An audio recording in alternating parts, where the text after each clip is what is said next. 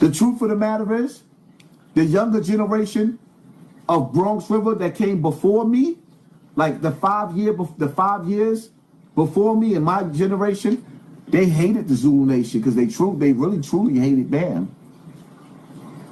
Huh? But don't nobody want to talk about what I'm talking about. Fat Joe, this is what it's really all about, my nigga.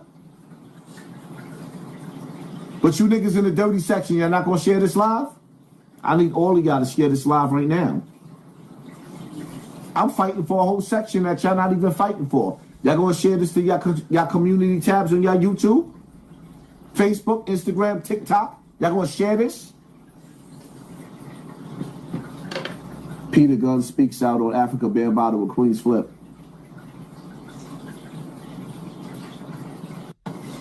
Where's the episode at? Hold up.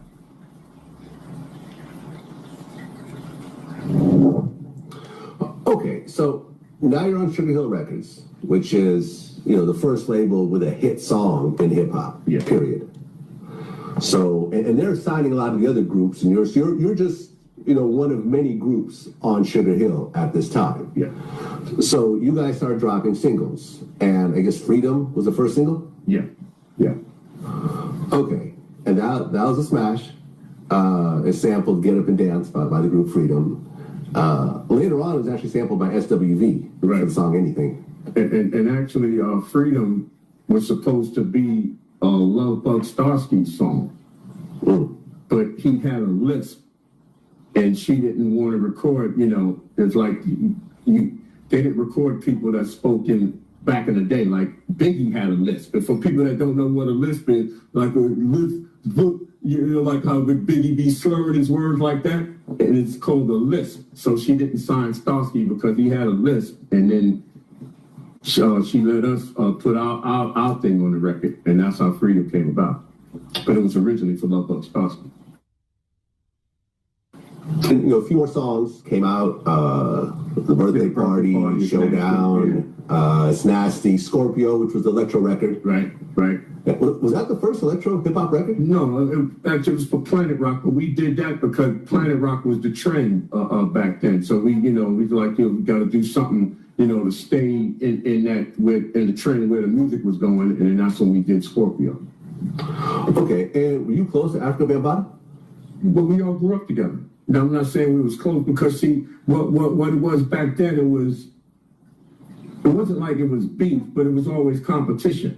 So Bam was the competition. We had healthy respect for him because, we had the Zulu Nation, you would do the anniversary, we would come, we perform, so we wasn't necessarily close, but we traveled the same circle, so we was good. And when you fast forward years later, when you hear about the accusations of Bambaataa, about the molestation charges and everything else like that, what's your take on that? Well, I mean, it's not like people didn't know, or it's not like it was something that was unknown, in other words. But it was just something that was like, maybe hip hop's best kept secret or whatever, you know what I'm saying? Okay, so spam that comment section right now. Everybody put them in jail in the comment section. In the comment section right now. Spell it out. Put them in jail. This is the hip hop legend, Melly Mel, telling y'all we all knew what he was doing. What are we talking about, Fat Joe? Fat Joe, what is we talking about?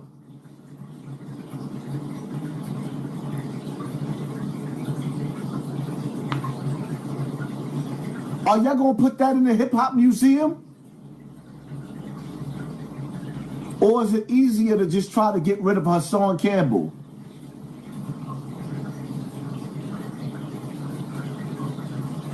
Oh no, y'all not spamming that comment section. Put them in jail. Spam that. I know they holding the comments back. Y'all gotta push. Y'all gotta push out this algorithm. Put them in jail. Y'all notice how slow the comment section is?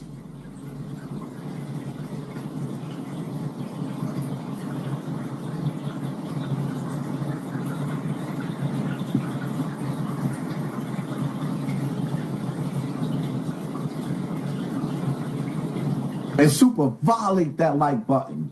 What are we talking about?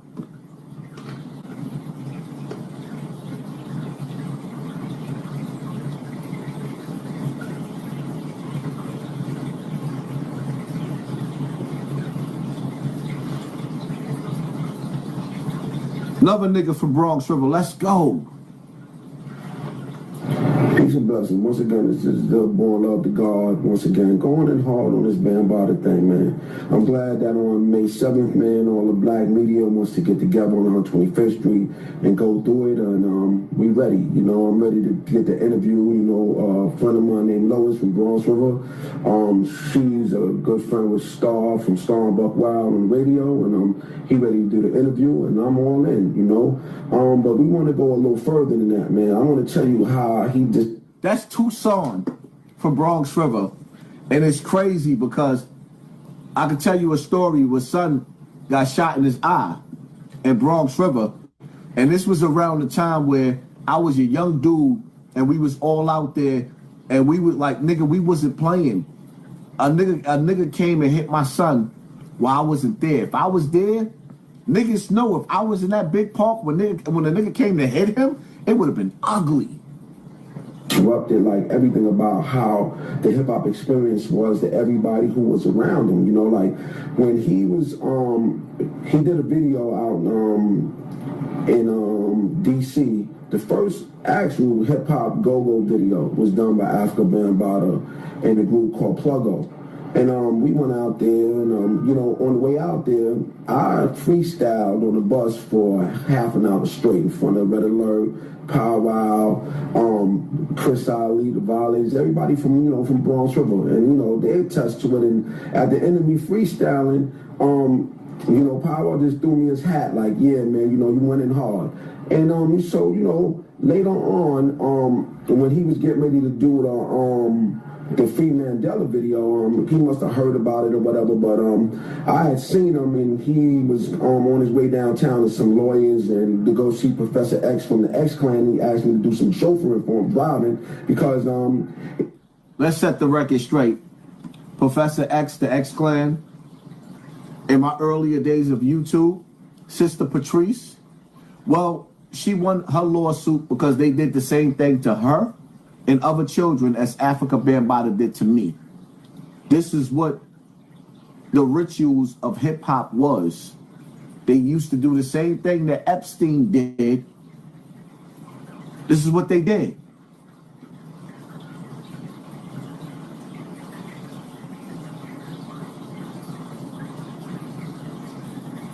there's no parking down there, so he was going down to somewhere like Maiden Lane down in Center Street to go get some checks from some lawyers that he was dealing with, and then we went to the Black Watch headquarters on 56th Street and 6th Avenue. And so, you know, we was down there, we did everything, and on the way coming back, he was like, yeah, you know, you could do your vocals. I'll let you come up to Strong City, you know what I'm saying, after you go to Bronx, you know, do what you got to do, and then you come up to Strong City, lay down some vocals on the track, and we can start that, you know, when we do the video tomorrow. So I went up to Strong City, and, you know, I was hyped up, you know, I was happy. I was like, yeah, that's going to be a good look. Boom, you know, get this on and popping. And I get up there, and, you know, we was going to do the vocals or whatever, and then, you know, here he come with his bullshit. In order to do the vocals, it was basically assessed that shit that he into was more or less part of the gratuity package from his end in order for me to lay down some vocals. So I was like, well, I guess I ain't laying down no vocals. So that was that for that. And then, you know, later on in the... Which I can't read in between the lines. I know this nigga. Afrika Bambaataa know this nigga. Bronx River know this nigga. Nigga, this is Tucson. And you know the crazy part about it is, the story I didn't get to tell y'all, behind the scenes, the crazy part about it is, Tucson was the nigga behind the scenes that was actually trying to squash the beef between me and Pistol Pete. This is the nigga, I never got a chance to tell y'all this because it never registered and it never came together. But when I came to C73, Niggas didn't realize the first day that I hit C73, I already stepped the peak. But behind the scenes, there was so many niggas in between me and Pete. That's how me and Pistol Pete became good with each other. Cause there was so many niggas and we was on, yes, this was one of the niggas that was getting busy. And C73, when me and Pete first faced off with each other in jail after my big homie got murdered, and he told me it wasn't Pete that did it. Pete told me I didn't do that. Twin did it. That's how we squashed the beef, my nigga. This was history being made with this nigga right here.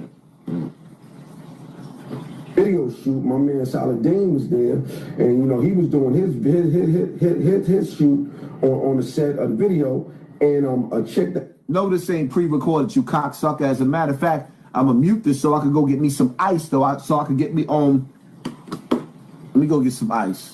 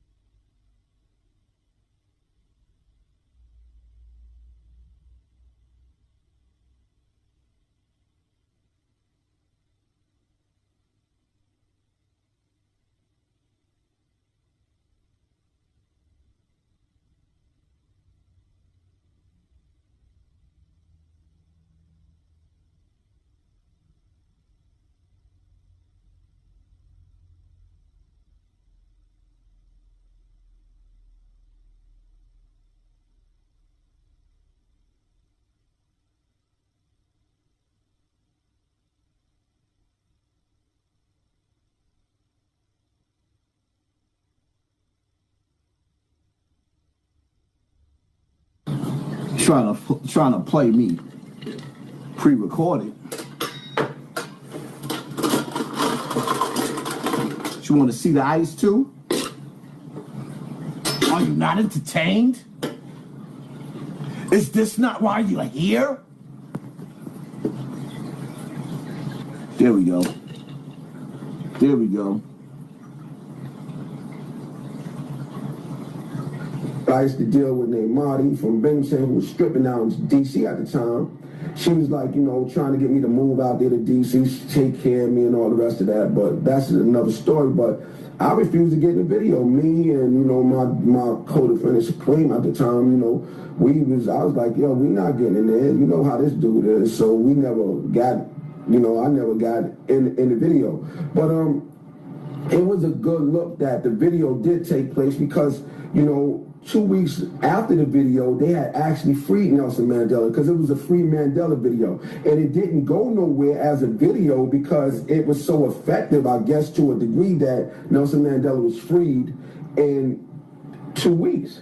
But, you know, that stymied me from really trying to really be about hip-hop. So when I was locked in, strapped in Franklin Correctional Facility with Black Rob and Boosie B was up there, and Boosie never wanted to the penitentiary studios. He wasn't with it. But Black Rob was always trying to push me over there like, yo, boy, just come through, do what you gotta do. This can work. We could do something. And I was like so perplexed by what I went through with Bam. I was like, man, I don't even think anything can work with none of that. I ain't even trying to do that. I'm just trying to do what I was doing. And Boosie was more or less like, I'm not going to go up in that studio, but if you was going to really go up in there and try to do something, then I'm more than likely I'll probably come through and see if I can help you out a little something. But, you know, I really was reluctant to it. And then I seen Black Rob in 93. And he was on his way up to Yonkers. This is when Puff first started dealing with the bad boy situation, you know. And I was with Black Rob. He was on his way up to Yonkers to go to the studio up there to go see Puff and them. And I was, he left the door open for me to come up there with him. But I was like, man, it's all right, Rob, man. Go ahead, man, handle your business. And so the next thing, I was with the graffiti artist, Bio from Tax Crew, and you know, he was pushing me over there by Fat Joe. Fat Joe was in Bronx River at the time, and yo, Joe, man, I'd like to apologize. I didn't even know he was gonna say that. Let the records. I did not know he was gonna say that. To you personally as the God. I love you. I love your music. You're a beautiful brother, and I never want you to feel like because I didn't speak and we didn't get a chance to introduce ourselves to one another that, you know, and we stood around each other for 10, 15 minutes, and I was so busy. I haven't seen Bio Will in so long that, you know, it just was a me and him thing. But yo, I apologize because I know that's probably the hidden reason why you didn't put the Bronx River and that Cross Bronx joint that you did with Peter Guns and Lord Tyler. You probably requested that Bronx River not be added to it because that was disrespectful on my end. And as a black man, to my black Latin brother, I love you with all my heart, man. I apologize, man. You know what I'm saying? And then, you know, the next thing, you know, I still had an opportunity to really get into the groove on Chris Lightly, and my man Frank Nitty from Bronx River was there. You know, we in front of the corner store. I'm trying to bang out a 5 because somebody threw a 5 in the dice game. We playing CeeLo, and it's a $50 bet. I'm trying to bang that 5 out, at least push to it, because I really ain't want to have to get nobody $50 at the time. I'm just coming home off a work release, and you know. And Chris Lightly was like, yo, Lyle Combs that gave him an imprint deal. He got Violators Records now, and he offered me a deal in front of Frankie. You know what I'm saying? Frank is my witness. He offered me a deal and said, yo, all you got to do is come through. Let me do something because I need groups. And that's what was going on with Puff at the time when Puff was doing what he was doing in '93. He needed groups because he was undecided. Like when he had that big, the Big Mac and the Biggie Smalls thing for what they was doing. He also was thinking about having a trio between him, Biggs, and Third Eye or Jess West from Bronx River, because he was undecided on how he was going to produce this or present it to the world, because he was looking at it from like all kind of angles to make sure that he didn't have no doors that's going to get closed, because he had to come through for Clyde Davis to make sure that his imprint deal was going to stay steady. And that's the same thing happened with Loud Records and Violators Records with Chris Lightly. He was looking for groups. It just, I was so perplexed by what I went through when I went up. Let me stop there for a second and give y'all history. Chris Lightly, Violators, come from my building. Not the whole Bronx River. Violator Records come from 1455 Harvard Avenue. That come from Big Chris. That come from Rodney. That comes from Jerry, my big brothers. Jerry is also somebody that you seen on the Zulu Nation Council that was there when Afrika Bambaataa admitted what he did to me. Jerry is also a nigga that will punch your teeth out your mouth. One of B.O.'s lieutenants. So this is my history. This is my big brother. This is the people that y'all see me with. So when you got niggas like Fat Joe trying to erase history, nigga, you can't erase me out of history. I was born into this shit. Oh, what was you doing around with Afrika Bambaataa when you was a adult? Because he raised me, you cocksucker. Why y'all don't understand that? Afrika Bambaataa raised me. That's hard for you to understand?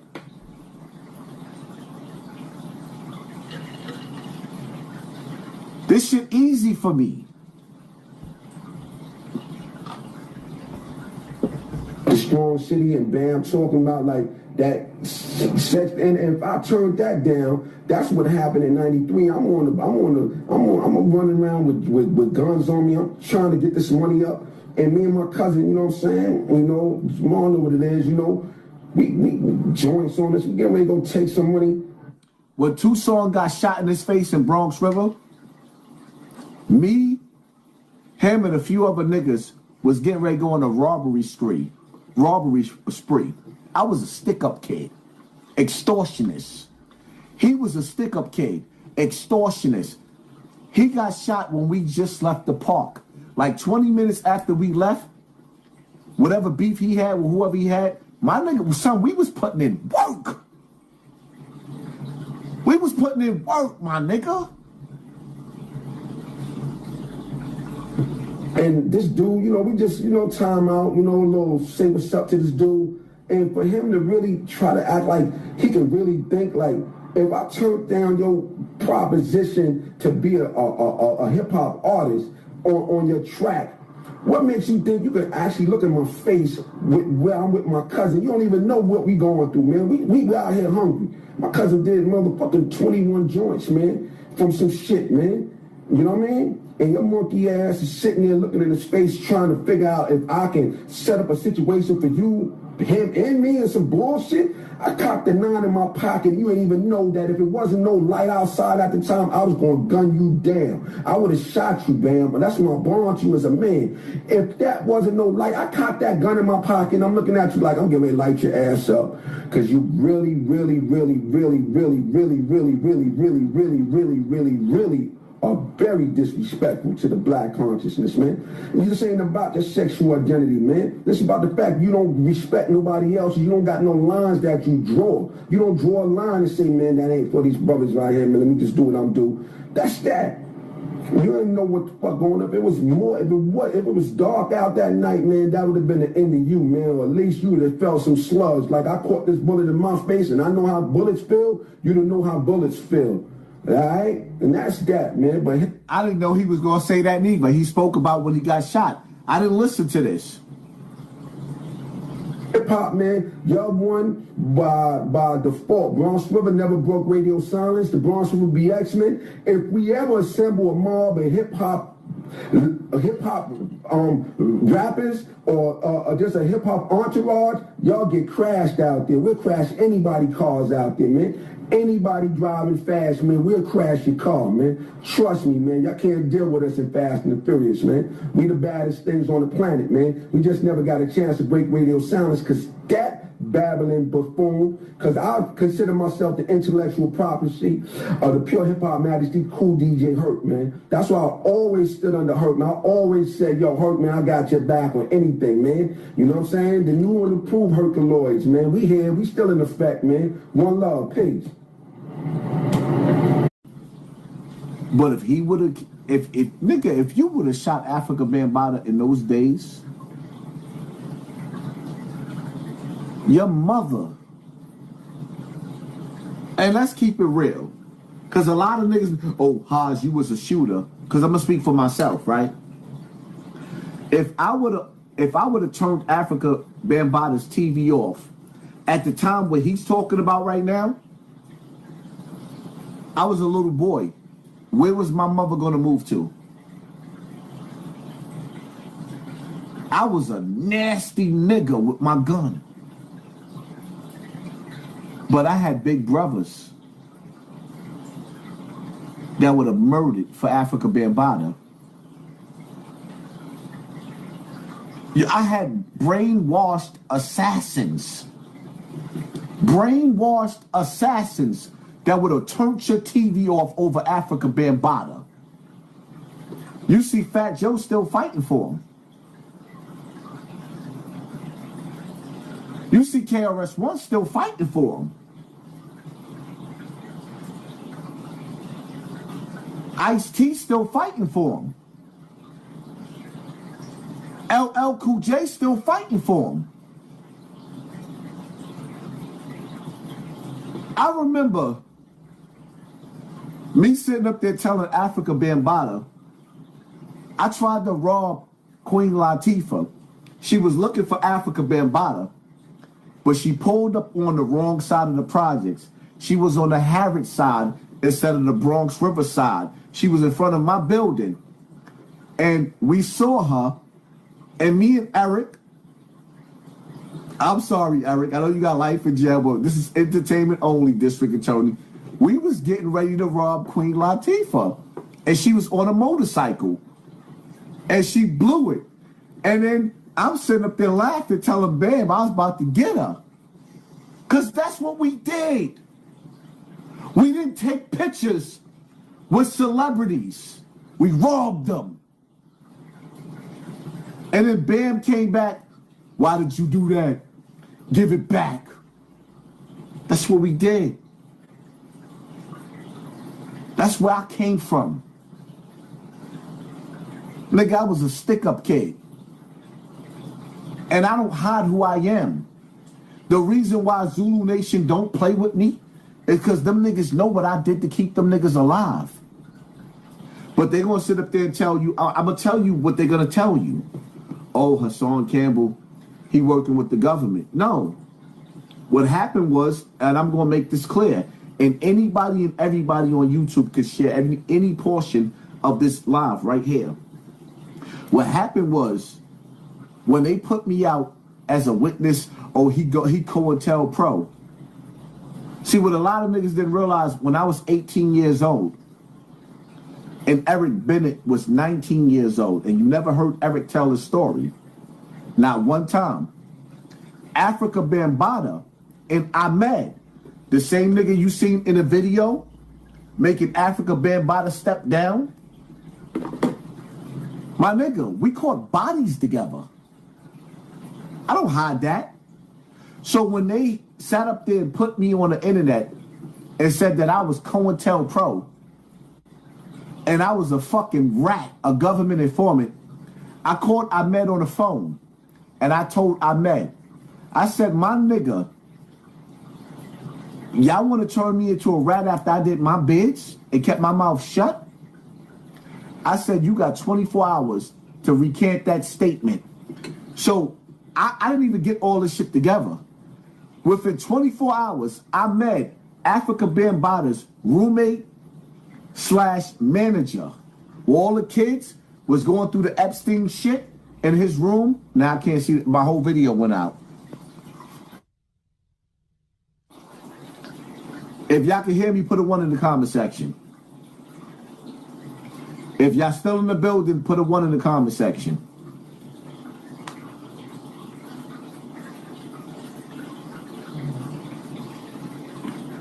So now, Afrika Bambaataa, Ahmed, after he sat up there, or they sat up there and accused me of being COINTELPRO, I called Ahmed on the phone, and I told Ahmed, I said, Ahmed, if y'all gonna label me a rat, I'm cool with it. I'm gonna go to the precinct, and I'm gonna all y'all to record this. I said, if you gonna label me a rat, I'm gonna go to the precinct, and I'm going to tell the district attorney that you and Afrika Bambaataa was my getaway driver in that murder case that happened in 1994. You know, the murder case that me and Eric Bennett beat? That I copped out to assault in the first. Eric Bennett beat it at trial. Ahmed started crying, y'all gotta stop this shit, because he knew he was done.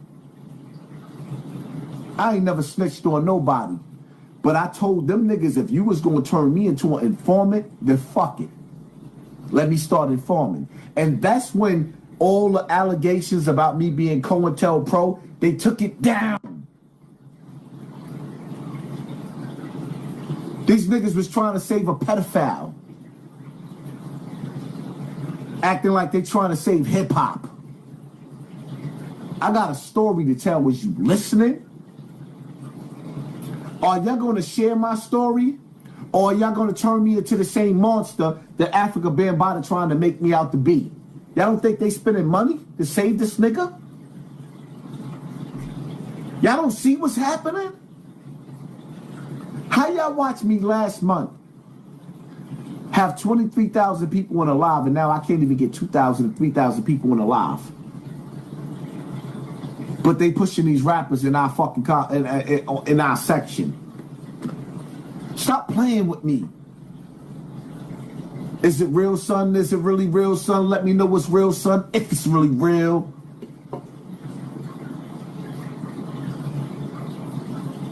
Doggy Diamonds had to take his video down. Where's OG Pine at?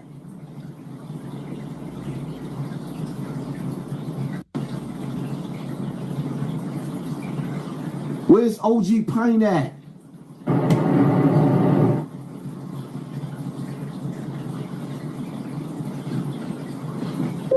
OG Pint speaks on Afrika Bambaataa.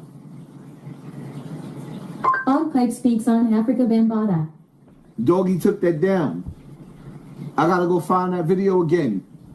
One of the most dangerous niggas from Bronx River speaks on Afrika Bambaataa. But nevertheless, you know what I mean?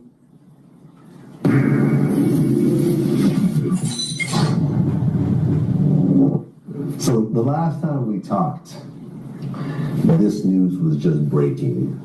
So I decided not to bring it up. Right. But now the story has developed, and that is the Afrika Bambaataa story. Now, you actually know personally the first Afrika Bambaataa accuser. Right. I mean, I haven't seen him in years, but B. Stinger, Ronald Savage, Yeah. is not just somebody I know. Everybody who used to rock with Zulu Nation and Strong City Records and studios up at Allerton Avenue knows B. Stinger. but Afrika Bambaataa said that he didn't know B. Stinger. Are you not entertained? Fat, where you at? Are you looking? You fat musty nigga, are you looking? Or are you calling your lawyers? Are you on the phone with Leo, my nigga? How you fat musty nigga? Are you on the phone with Leo Cohen's right now? Saying Hassan Campbell gotta go? Y'all should have cleaned the internet. This shit easy, my nigga.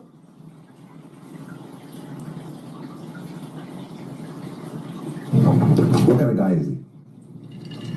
A very unassuming, you know, I mean, you can see in his interview, slightly nervous energy, but no type of thug, you know, like a kind of guy that's happy to be around type of guy, you know what I mean? But definitely not somebody that I feel was make up some lies about a motherfucker and then go on TV with the shit and all of this type of shit. He's not a grimy type dude. That's Absolutely. a long history of He got getting over nothing. on people. and When stuff. you B. Stinger is equivalent to the same nigga that Fat Joe is, the nigga from 300. B. Stinger just wanted friends. B. Stinger went through what I went through. You know how hurt I was when my friends turned they back on me? The Zulu Nation turned their back on B. Stinger. They turned their back on me too. B. Stinger went back home. I'd rather die before I dishonor myself for a goddamn fat Jeffrey Epstein's. I'd rather die. Think of B. Stinger, you just think of a nice guy, like yo, B. Stinger, like, you know what I mean? Like, he's the type of person, if you saw somebody picking on him, you'd want to fucking defend him type of dude. So, if you seen somebody picking on him, you'll want to defend him because he's weak. I've interviewed Afrika Bambaataa twice, and in fact, I think in Belgium when I was DJing, I was on tour. The promoter was friends with Bambaataa, so we all had dinner together, and then Bambaataa went and DJ'd, and we hung out. I have nothing negative to say about Bambaataa in terms of my interactions with him. Me neither. Super respectful, super nice. Actually told me how much he loved my mixtapes and how he would play some of my mixes at his shows. And it was like, oh my God, Afrika Bambaataa, the Godfather of hip hop, plays my shit. Like, oh, that was like, Afrika Bambaataa is one of the most beautiful people that you would ever meet outside of being a child. Afrika Bambaataa is one of the most dopest, most beautiful people you would ever meet outside of being a child.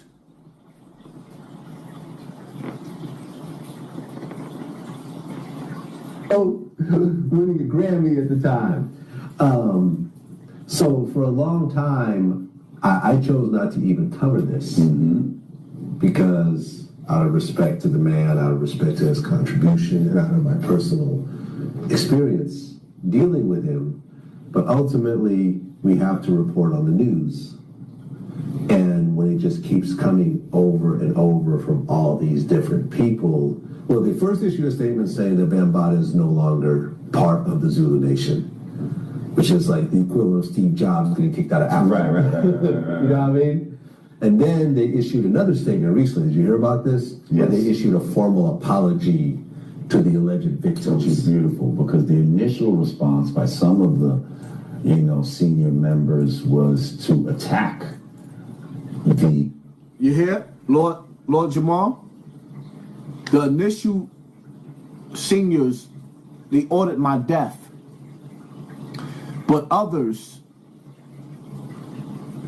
like my brother T.C. Islam, who was part of the council, who was murdered, who I believe they executed on some Jeffrey Epstein shit.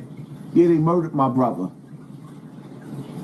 If you knew anything about Poppy from Bronx River, I wasn't just in New York. I was in Connecticut. I was a monster out there. Eric Bennett, Romaine, Hassan Campbell, the rest of the crew. I ain't got to name them. Nigga, we was monsters. Listen to what's being said. History already was made. Why the fuck I gotta keep answering questions to you niggas?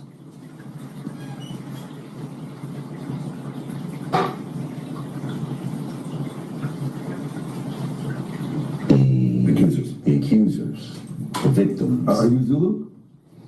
I mean, technically, yeah. Okay. Yeah. Lord Jamal got a brother for life. Lord Jamal's my brother for life. You're a part of the Zulu Nation. I mean, it's not like I'm, paying dues and I could say, yo, I'm down with this chapter and all that. I'm part of the Nation of Gods and Earths. You know what I mean? Okay. But kind of by default, by where we started at, you know what I mean? Because we started in that studio on Allerton Avenue with Jazzy J, with a bunch of Zulu dudes. And Jazzy J Zulu? Yeah, that's the one Bambaataa was handing the record. Yeah, Jazzy J. Yes, Jazzy J's the big homie. My next door neighbor. He live in my next door building. Jazzy J is where Russell Simmons stole Def Jam from. Allegedly. Jazzy J is where Russell Simmons stole Def Jam from, and that's why Afrika Bambaataa hate Russell Simmons. You hearing this from me first.